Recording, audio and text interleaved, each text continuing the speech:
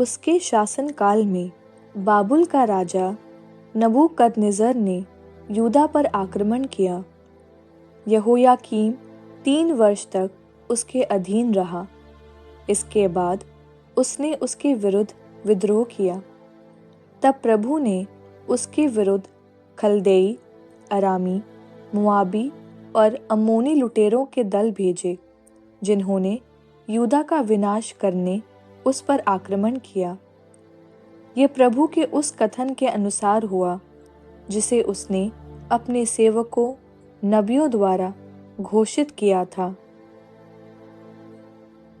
ये निश्चय ही प्रभु के आदेश के अनुसार हुआ, जिससे यहूदा उसके सामने से दूर किया जाए और मनश्शे के पापाचरण और उसके द्वारा बहाए निर्दोष रक्त के कारण भी, क्योंकि उसने यरूशलेम को निर्दोष रक्त से भर दिया। प्रभु यह अपराध क्षमा नहीं करना चाहता था। यहोयाकीम का शेष इतिहास और उसका कार्यकलाप यहूदा के राजाओं के इतिहास ग्रंथ में लिखा है। यहोयाकीम अपने पूर्वजों से जा मिला और उसका पुत्र यहोयाकीन उसकी जगह राजा बना।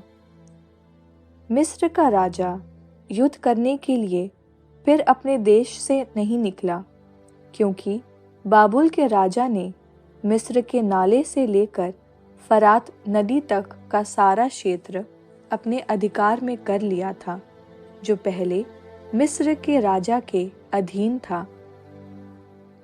यहोयाकीन 18 वर्ष की उम्र में राजा बना और उसने यरूशलेम में 3 महीने तक शासन किया।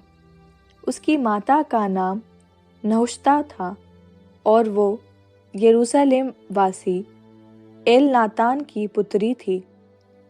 यहोयाकीन ने अपने पिता की तरह वही किया जो प्रभु की दृष्टि में बुरा है। उस समय बाबुल के राजा नबूकदनेस्सर के सेनापतियों ने यरूशलेम पर आक्रमण किया और उसे चारों ओर से घेर लिया। जब उसके सेनापति यरूशलेम का घेरा डाल चुके थे, तो बाबुल का राजा नबूकदनेस्सर स्वयं पहुंचा और यहोयाकीन ने अपनी माता, अपने दरबारियों, पदाधिकारियों और खोजों के साथ बाबुल के राजा के सामने आत्मसमर्पण किया। बाबुल के राजा ने उसे बंदी बनाया। ये नबूकदनेस्सर के राज्यकाल का 8वां वर्ष था। वो प्रभु के मंदिर और राजमहल की सब बहुमूल्य वस्तुएं उठाकर ले गया, जैसा कि प्रभु ने पहले से कहा था। उसने सोने की वो सब सामग्री तोड़ डाली जिसे इज़राइल के राजा सुलेमान ने प्रभु के मंदिर के लिए बनवाया था। वो यरूशलेम के सब पदाधिकारियों और सैनिकों को, कुल मिलाकर 10,000 लोगों को, सब कारीगरों और लोहारों के साथ बंदी बनाकर ले गया। देश में केवल दरिद्र जनता रह गई। वो यहोयाकीन को बाबुल ले गया। वो राजा की माता को, उसकी पत्नियों, खोजों और देश के प्रतिष्ठित लोगों को भी यरूशलेम से बाबुल ले गया। 7,000 सैनिक, 1,000 कारीगर और लोहार, जितने भी लोग युद्ध के योग्य थे, सब बाबुल के राजा द्वारा निर्वासित किए गए। बाबुल के राजा ने यहोयाकीन के स्थान पर उसके चाचा मत्तन्याह को राजा के रूप में नियुक्त किया और उसका नाम बदलकर सिदकिय्याह रखा।